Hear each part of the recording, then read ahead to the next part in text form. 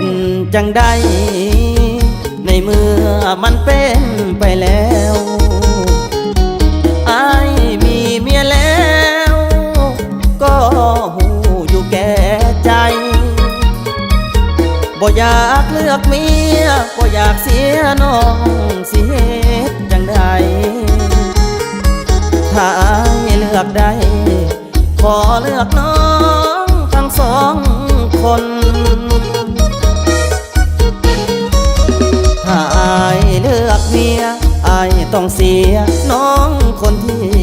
หักใจมันลำบากคิดหนักวุ่นวายสับสนแต่ว่าตอนนี้อยากเก็บไว้ในใจสองคนอายหักหน้ามนเมียอายก็หักคือกัน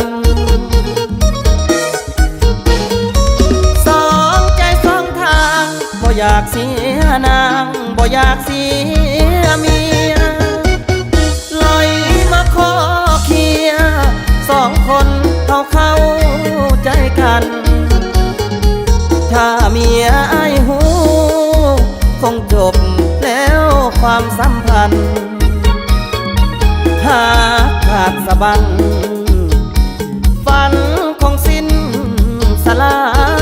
ยคิดไปใจเพียอยากเลือกทั้งเมียอยากเลือกทั้งน้องสองคนฟ้องดองเป็นเอื้อยเป็นน้องถ้าเป็นไปได้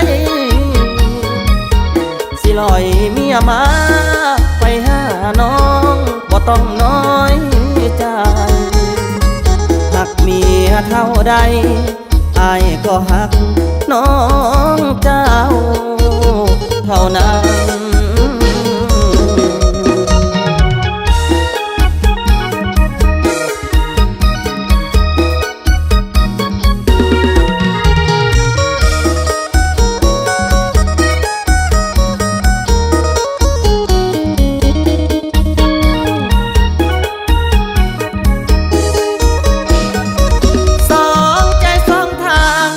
อยากเสียนางบ่อยากเสียเมียลอยมาขอเคลียร์สองคนเข้าใจกันถ้าเมียอายหูคงจบแล้วความสัมพันธ์หากขาดสะบั้นฝันคงสิ้นสลายอยากเลือกทั้งเมียอยากเลือกทั้งน้องสองคนฟ้องดองเป็นเอื้อยเป็นน้องถ้าเป็นไปได้สิลอยเมียมาไปหาน้องบ่ต้องน้อยใจหักเมียเท่าใดอายก็หักน้องเจ้าเท่านั้น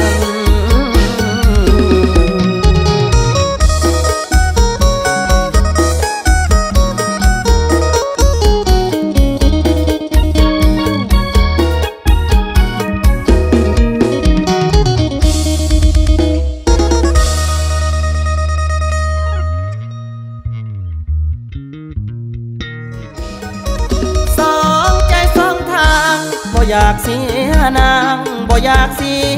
ยเมียลอยมาขอเคลียร์สองคนเข้าใจกัน